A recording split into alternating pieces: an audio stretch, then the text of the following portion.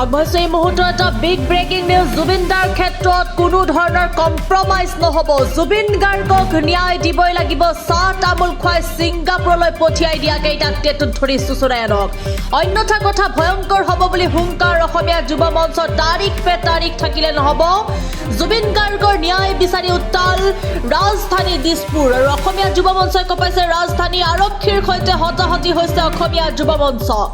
আমি পুনৰ জনাবলৈ চেষ্টা কৰিম এই মুহূৰ্তত এটা বিগ ব্ৰেকিং নিউজ। জুবিন দাৰ ক্ষেত্ৰত কোনো ধৰণৰ কম্প্ৰমাইজ নহ'ব। জুবিন গাৰ্গক ন্যায় দিবই লাগিব। চাহ তামোল খুৱাই ছিংগাপুৰলৈ পঠিয়াই দিয়া কেইটাক টেটুত ধৰি চুচৰাই আনক। অন্যথা কথা ভয়ংকৰ হ'ব বুলি হুংকাৰ অসমীয়া যুৱ মঞ্চৰ। তাৰিখ পে তাৰিখ থাকিলে নহ'ব। জুবিন গাৰ্গৰ ন্যায় বিচাৰি বৰ্তমান সময়ত উত্তাল হৈ পৰিছে ৰাজধানী দিছপুৰ। অসমীয়া যুৱ মঞ্চই কঁপাইছে সমগ্ৰ ৰাজধানী দিছপুৰ আৰু আৰক্ষীৰ সৈতে হতাহতি হৈছে অসমীয়া যুৱ মঞ্চ। জুবিন গাৰ্গৰ ন্যায় বিচাৰি অসমীয়া যুৱ মঞ্চ আৰু অসমীয়া মহিলা মঞ্চৰ তীব্ৰ প্ৰতিবাদ। হাতে হাতে প্লে কাৰ্ড লৈ ৰাজপথলৈ ওলাই আহিল শ শ প্ৰতিবাদকাৰী। জুবিন গাৰ্গক ন্যায় দিবই লাগিব। তাৰিখ পে তাৰিখ কৰি থাকিলে নহ'ব আদি শ্লোগানেৰে উত্তাল হৈ পৰিছে প্ৰতিবাদস্থলী।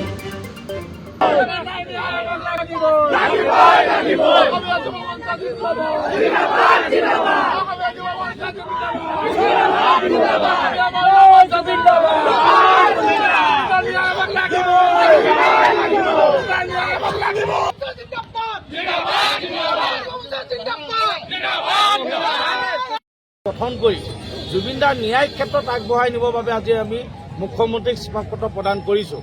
আৰু লগতে বিদেশী বুলি অসমত চৰকাৰে শ্লোগান দি আছে যে আজি অসমৰ পৰা বিদেশী কিমান খেদালে।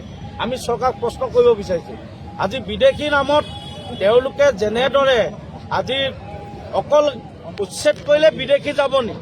আজি বিদেশী খেদাবলৈ হ'লে ডাইৰেক্ট তেওঁলোকে আমাৰ সীমাৰ পৰা তেওঁলোকক বাহিৰ কৰি দিব লাগিব। বিদেশী যদি অসমত অবৈধ নাগৰিক আছে তেনেহ'লে চৰকাৰখনে এটা ৰাজনৈতিকভাৱে তেওঁলোকে যেন মুনাফা আদায় কৰিব বিচাৰিছে, ৰাজনীতিক কৰিব বিচাৰিছে। আমি সেইকাৰণে আজি স্মাৰকপত্ৰৰ যোগেদি চৰকাৰক দাবী জনাইছোঁ, বিদেশী নামৰ ৰাজনীতিক নকৰিব। যদি প্ৰকৃত বিদেশী আছে অসমৰ পৰা বাহিৰ হ'ব লাগিব আৰু জুবিন দাৰ ন্যায় পাব লাগিব। স্পষ্ট কথা, যদি জুবিন দাক ন্যায় নিদিয়ে তেনেহ'লে ইয়াতকো আমি গণতান্ত্ৰিকভাৱে আন্দোলন কাৰ্যসূচী ল'বলৈ আমি বাধ্য হ'ম।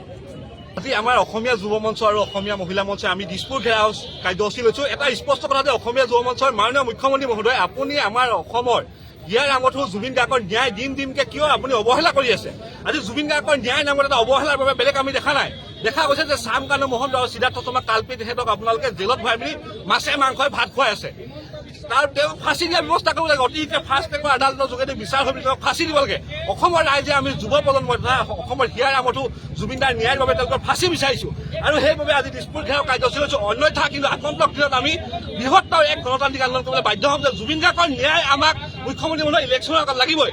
আৰু এটা কথা, মাননীয় মুখ্যমন্ত্ৰী মহোদয় অলপ কেইদিনমানৰ আগত দেখিছে তেওঁলোকে অবৈধ বাংলাদেশী আপোনাৰ উচ্ছেদ কৰিছিলে, কিন্তু সেই উচ্ছেদ অভিযান কিয় এতিয়া স্থবিৰ হৈ গ'ল?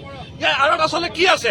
মাননীয় মুখ্যমন্ত্ৰী মহোদয়, অসমৰ চুকে কোণে যিমানখিনি অবৈধ বাংলাদেশী মিয়া আছে, যিসকল অবৈধ মিয়া বাংলাদেশীয়ে এতিয়া অসমত ড্ৰাগছৰ বেপাৰ চলাই আছে, গাড়ী চুৰ কৰি আছে, নকল সোণ নকল টকা বেপাৰ চলাই গোটেই অসমখন আপোনাৰ ধ্বংসৰ পথলৈ ঠেলি দিছে। সেইবাবে অবৈধ মিয়া বাংলাদেশীসকলক অসমৰ পৰা খেদি বাংলাদেশলৈ বিতৰণ কৰিবলৈ আমি দাবী জনাইছোঁ আৰু অতি সোনকালে ইলেকশ্যনৰ আগত জুবিন গাৰ্গক যাতে ন্যায় দিয়ে তাৰ বাবে আমি অনুৰোধ জনাইছোঁ। এটা কথা আছে, মুখ্যমন্ত্ৰীগৰাকীয়ে কালি এটা ঘোষণা কৰিছে, যদি আইনী প্ৰক্ৰিয়াটো কঠোৰ হ'ব লাগিব আৰু মুখ্যমন্ত্ৰী যিহেতু গৃহ বিভাগৰ দায়িত্ব আছে তেওঁ তাক তদাৰক কৰিব লাগিব। আমি বিচাৰিছোঁ যে ফাষ্ট ট্ৰেকৰ আদালতৰ যোগেদি তদন্ত যিটো ক্ষিপ্ৰতাৰে হৈ পিনি তেওঁলোকক ফাঁচি দিয়াৰ ব্যৱস্থা কৰিব লাগে। অসমৰ ৰাইজে বিচাৰিছে, চবেই বিচাৰিছে, তো তাত যদি ৰাইজে বিচাৰিছে যে ফাঁচি, তেতিয়াহ'লে মুখ্যমন্ত্ৰীয়ে কিয় অৱহেলা কৰি আছে? এই ইলেকশ্যনৰ আগত ফাঁচি দি পিনি ৰাইজক বুজাই দিয়ক যে আচলতে মাননীয় মুখ্যমন্ত্ৰী ডাঙৰীয়া কিন্তু জুবিন গাৰ্গক আচলতে প্ৰকৃতত ভাল পায়। আমি চবেই বাট চাই আছোঁ জুবিন গাৰ্গৰ উচিত ন্যায়ৰ বাবে।